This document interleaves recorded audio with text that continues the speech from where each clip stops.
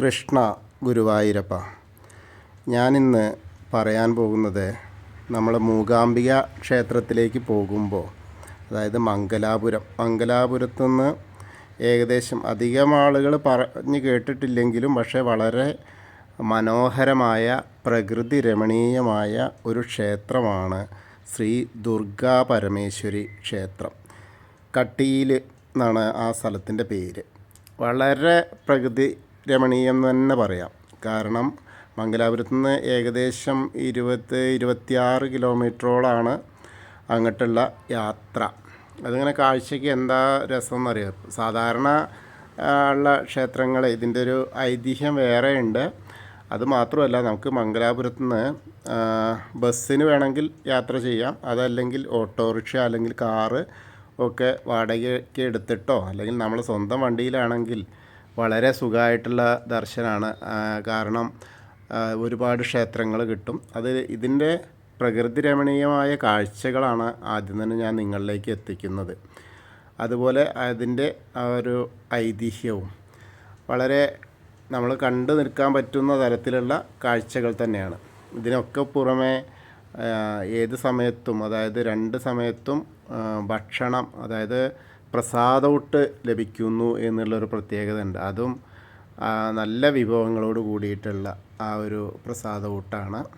അപ്പോൾ ഞാനിനി അതിൻ്റെ ഐതിഹ്യങ്ങളെക്കുറിച്ച് അങ്ങോട്ട് പറയാം. ഇത് വളരെ പ്രശസ്തമായ നന്ദിനി നദിയുടെ മധ്യത്തിലാണ്. ശരിക്കൊരു തുരുത്ത് പോലെ ആ ഒരു ക്ഷേത്രം നന്ദിനി നദിയാൽ ചുറ്റപ്പെട്ടിരിക്കുകയാണ് ഈ കട്ടിൽ ക്ഷേത്രം. അത് വളരെ പുണ്യമായ ആ ക്ഷേത്രമാണ്. ശരിക്കും കട്ടിൽ എന്ന പേര് 2 വാക്കുകളിൽ നിന്നാണ് ഉണ്ടായിട്ടുള്ളത്. അരക്കെട്ട് എന്നർത്ഥം വരുന്ന കതി, ഭൂമി എന്നർത്ഥം വരുന്ന ഇല, അങ്ങനെ കട്ടിയിൽ എന്നാണ്. എന്നാൽ ഭൂമിയുടെ മധ്യഭാഗം എന്നാണ് അതിൻ്റെ അർത്ഥം. വളരെ അർത്ഥവത്തായ ആ ഒരു ഭാഗം തന്നെയാണ് അവിടെ നമുക്ക് കാണാൻ കഴിയുന്നത്. കാരണം 4 പുറത്തും നന്ദിനി നദി ഇങ്ങനെ ചുറ്റി നിൽക്കുകയാണ്. അതിൻ്റെ നടുക്കായിട്ടാണ് ക്ഷേത്രമുള്ളത്. അതിൻ്റെ പാലങ്ങളും ഒക്കെ ആയിട്ടാണ് അതിൻ്റെ അകത്തേക്കുള്ള പ്രവേശനം. വളരെ മനോഹരമായ ഒരു കാഴ്ച തന്നെയാണ് നമുക്കത്. ഇനി അതിൻ്റെ ഐതിഹ്യം എന്ന് പറയുകയാണെങ്കിൽ, ഒരു കാലത്ത് ഈ അസുരന്മാരൊക്കെ പൊതുവെ ഭയങ്കര ശക്തരായിരുന്നു. അവരെ കൊല്ലാനായിട്ടൊക്കെ അവതാരമെടുക്കുന്നതാണ് നമ്മുടെ ദേവീദേവന്മാരുടെ പതിവും. അതുപോലെ തന്നെ ശക്തിയാൽ വളരെ ശക്തിയാനായിട്ടുള്ള ഒരു അസുരനായിരുന്നു അരുണാസുരൻ. ഭൂമിയിലെ സമാധാനം തകർത്തുകൊണ്ടിരിക്കുന്ന ആ ഒരു അസുരകുലത്തിൻ്റെ തന്നെ ആ ഒരു ഇതായിരുന്നല്ലോ. ദേവന്മാർക്കും മനുഷ്യരൊക്കെ അവർക്ക് ഏറ്റവും കൃമികീടങ്ങളെ പോലെയാണ്. ദേവന്മാരെയും കൂടി ഒക്കെ നശിപ്പിച്ചു കൊണ്ടിരിക്കുന്ന ഒരവസ്ഥയായിരുന്നു അരുണാസുരൻ്റേത്. അയാൾ ഒരു ബ്രഹ്മാവിൻ്റെ അടുത്തുനിന്ന് വരം, ഈ ബ്രഹ്മാവ് തന്നെ, നമ്മളെ ദൈവങ്ങൾ തന്നെയാണ് വരം കൊടുക്കുന്നതും ശിക്ഷിക്കുന്നതും രക്ഷിക്കുന്നതും സംഹരിക്കുന്നതും ഒക്കെ, വളർത്തുന്നതും. ദുഷ്ടനെ പന പോലെ വളർത്തും എന്നൊക്കെ പറയുന്ന പോലെ. അപ്പോൾ 2 or 4 കാലുകളുള്ള ഒരു ജീവിക്കും തന്നെ കൊല്ലാൻ കഴിയില്ലെന്ന് ബ്രഹ്മാവിൽ നിന്ന് അരുണാസുരൻ പ്രത്യേക ശക്തികൾ നേടിയതിനാൽ ദേവന്മാർ നിസ്സാരമായിരുന്നു. അവർക്കൊന്നും ചെയ്യാൻ പറ്റില്ല. അവർ ഈ അരുണാസുരൻ്റെ ദുഷ്പ്രവൃത്തികളൊക്കെ കണ്ട് ഇങ്ങനെ ഇരിക്കുക. കാരണം പേടിച്ചിട്ട് അവർക്ക് ഒന്നും നിയന്ത്രിക്കാൻ കഴിയില്ല. അങ്ങനെ ഇരിക്കുന്ന സമയത്താണ് ആദിപരാശക്തിയുടെ അടുത്ത് ചെന്നിട്ട് ദേവന്മാരൊക്കെ സങ്കടം പറയുകയാണ്. അങ്ങനെ സങ്കടം പറഞ്ഞപ്പോൾ ആദിപരാശക്തി വളരെ ഒരു സുന്ദരിയായിട്ട് ഭൂമിയിലേക്ക് ഇറങ്ങി വന്നു.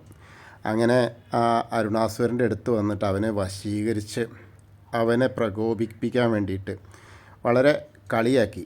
നീ ആരാ, നീ എന്താ, അങ്ങനെ എന്നൊക്കെ പറഞ്ഞിട്ട് അങ്ങനെ കളിയാക്കിയപ്പോൾ അവനാകെ കോപാകുലനായി.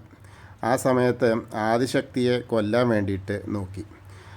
അപ്പോൾ ഒന്നും കിട്ടില്ല. മായക്കാഴ്ചകളൊക്കെ കാണിച്ച് അങ്ങനെ നടന്നു. അവസാനം ആദിശക്തി എന്താ വെച്ചാൽ ഒരു പാറയായി. ആ പാറയായപ്പോൾ അരുണാസുരൻ ആ പാറ പൊട്ടിക്കാൻ വേണ്ടി തൻ്റെ ഗദയൊക്കെ എടുത്ത് അടിച്ചു നോക്കി. പക്ഷെ അടിച്ചിട്ടൊന്നും വരുന്നില്ല. അപ്പോൾ അതൊന്നും പൊട്ടിക്കാൻ കഴിയാത്ത ആ ഒരു അവസ്ഥയിൽ ഇങ്ങനെ കോപം കൂടിയിട്ട് അയാൾ എന്താ ചെയ്യേണ്ടതെന്ന് അറിയില്ല. അങ്ങനെ ഇരിക്കുമ്പോൾ ആ തേനീച്ചകൾ, ആ പാറയുടെ അടുത്ത് തേനീച്ചകളുണ്ടായി. ആ തേനീച്ചകൾ ഇങ്ങോട്ട് വന്നു മൊത്തം ഒരു പരമ്പരയായിട്ട് തന്നെ. അങ്ങനെ വന്നിട്ട് ആ അരുണാസുരനെ കൊല്ലുകയാണ്. അതായത് 2 കാലുള്ള 4 കാലുള്ള ആരുമല്ല, പക്ഷി മൃഗം ഇതൊന്നും അല്ലല്ലോ, തേനീച്ച എന്ന് പറഞ്ഞിട്ടാണ്. അപ്പോൾ ആ തേനീച്ചകൾ കാരണമാണ് ആ ദേവി തേനീച്ചകളെ കൊണ്ട് ആ തേനീച്ചകളുടെ രൂപം പ്രാപിച്ചു, അതായത് പാറയിൽ നിന്ന് തന്നെ ഉത്ഭവിപ്പിച്ചു എന്നൊക്കെയാണ്. അങ്ങനെയാണ് ആ അരുണാസുരനെ എന്താ പറയുക മോക്ഷം നൽകുന്നത്. ആ സമയത്ത് ദേവിക്ക് ഋഷിമാരും അതേപോലെ ദേവന്മാരൊക്കെ ധാരാളം പുഷ്പവൃഷ്ടിയും ഒക്കെ അഭിഷേകമൊക്കെ നടത്തി. അങ്ങനെ പിന്നീട് നന്ദിനി നദിയിലെ മധ്യത്തിൽ ലിംഗരൂപം സ്വീകരിച്ചിട്ട് അങ്ങനെ ഇതിനെ ചുറ്റിപ്പറ്റിയാണ് ദുർഗാ പരമേശ്വരി ക്ഷേത്രം പണി കഴിപ്പിച്ചത്. അതായത് ശരിക്കും പറഞ്ഞാൽ ദുർഗാ പരമേശ്വരി എന്ന് പറഞ്ഞാൽ ശിവൻ്റെ ചൈതന്യം കൂടി അതിൽ ഉൾപ്പെടുന്നു എന്നുള്ളതാണ്. വളരെ മനോഹരമായ കാഴ്ചകളാണ് ഏറ്റവും പ്രധാനപ്പെട്ട കാര്യം എന്താ വെച്ചാൽ, നമ്മുടെ ആഗ്രഹങ്ങളൊക്കെ എന്ത് തന്നെ ആവട്ടെ അതൊക്കെ സാധിച്ചു തരുന്ന ഒരു ദേവിയായിട്ടാണ് അവിടെ വാണരുളുന്നത് എന്നുള്ളതാണ് അവിടെയുള്ള എല്ലാവരും, അതായത് അവിടുത്തെ പറ്റിയിട്ട് അറിയുന്ന ആളുകളൊക്കെ ഭക്തരൊക്കെ പറഞ്ഞു കേൾക്കുന്നത്. അത്രയ്ക്ക് മാത്രം അവരെ കാര്യസാധ്യം ഉള്ള സ്ഥലമാണെന്നാണ്. പിന്നെ നന്ദിനി നദിയെ പൂജിക്കുന്നതും ധാരാളം ഭക്തർ അങ്ങനെ പൂജിക്കുന്നത് കാണാം. ശരിക്കും ആരതി, ഗംഗാരതിയൊക്കെ ചെയ്യുന്ന പോലെ ധാരാളം അത് സ്വയം ചെയ്യാൻ പറ്റുന്നതാണ്. കാരണം അതൊരു ദേവി, നന്ദിനി ദേവി ആയിട്ടാണ് അവർ കാണുന്നത് ആ ഭക്തരെല്ലാം. അത് അത്യുത്തമമായ ഒരു കാഴ്ച തന്നെയാണ്, വളരെ മനോഹരമായിട്ടുള്ള കാഴ്ച. ആദിപരാശക്തിയുടെ ആ കോപം, അതായത് അരുണാസുരനെ കൊന്നതിൻ്റെ ആ ദേഷ്യം ശമിപ്പിക്കാൻ വേണ്ടിയിട്ടാണ് ആ പാറയ്ക്ക്, അതായത് ആ ലിംഗത്തിന് ചുറ്റുമായിട്ട് ആ നന്ദിനി നദി വളയം ചെയ്ത് അതായത് ജലധാര നടത്തി എന്നുള്ളതാണ് ആ നദി. അപ്പോൾ എന്നിട്ടാണ് ഈ കോപം ശമിപ്പിച്ചത് എന്നാണ്. അപ്പോൾ അതാണ് വേറൊരു ഐതിഹ്യമായിട്ട് അവിടെയുള്ള ആളുകളൊക്കെ പറയുന്നത്.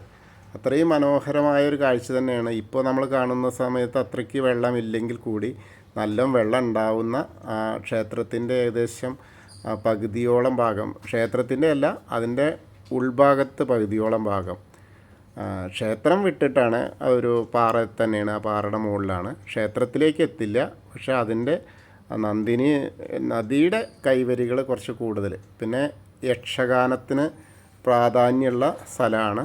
യക്ഷഗാനത്തിൻ്റെ ഏറ്റവും കൂടുതൽ തുടക്കമൊക്കെ അവിടുന്നാണ്. അതിൻ്റെ കാഴ്ചകളും ഞാനിതിൽ ഉൾപ്പെടുത്തിയിട്ടുണ്ട്. ഓരോരോ ആളുകളുടെ, അതായത് അവരെടുക്കുന്ന വസ്ത്രങ്ങളും അങ്ങനെയൊക്കെയുള്ള ആ വിഗ്രഹങ്ങളെ പോലെ, ആ പ്രതിമകളെ പോലെയുള്ള രൂപങ്ങളെ ഒക്കെ ഉൾപ്പെടുത്തിയിട്ടുണ്ട്. അമ്പലത്തിനുള്ളിൽ ഒരു സ്വർണ്ണ തേരുണ്ട്. അതിലും അത്ഭുതം എന്ത് പറയാന്ന് വെച്ചാൽ, ആ പാറയുടെ, അതായത് ക്ഷേത്രത്തിൻ്റെ ഉള്ളിൽ നിന്നാണ് ഒരു പന, വലിയ പന ഉണ്ടായിട്ടുണ്ട്. ആ പന നമുക്ക് മുകളിൽ നിന്ന് തന്നെ കാണാൻ പറ്റും. നല്ല പനയാണ്. അപ്പോൾ എല്ലാവർക്കും ഈ വീഡിയോ ഇഷ്ടമായി എങ്കിൽ ഒന്ന് ഷെയർ ചെയ്യുക. സബ്സ്ക്രൈബ് ചെയ്യാത്ത ആളുകളൊക്കെ സബ്സ്ക്രൈബ് ചെയ്യുക, ലൈക്ക് ചെയ്യുക, ഷെയർ ചെയ്യൂ കേട്ടോ എല്ലാവരും. അതുപോലെ എല്ലാവരും അഭിപ്രായങ്ങളൊക്കെ പറയൂ. എല്ലാവർക്കും ആ അംബ പരമേശ്വരിയുടെ അനുഗ്രഹം, ആ കട്ടിൽ ദുർഗാ പരമേശ്വരിയുടെ അനുഗ്രഹം ലഭിക്കട്ടെ. ഹരേ കൃഷ്ണ. ഗുരുവായൂരപ്പ ശരണം.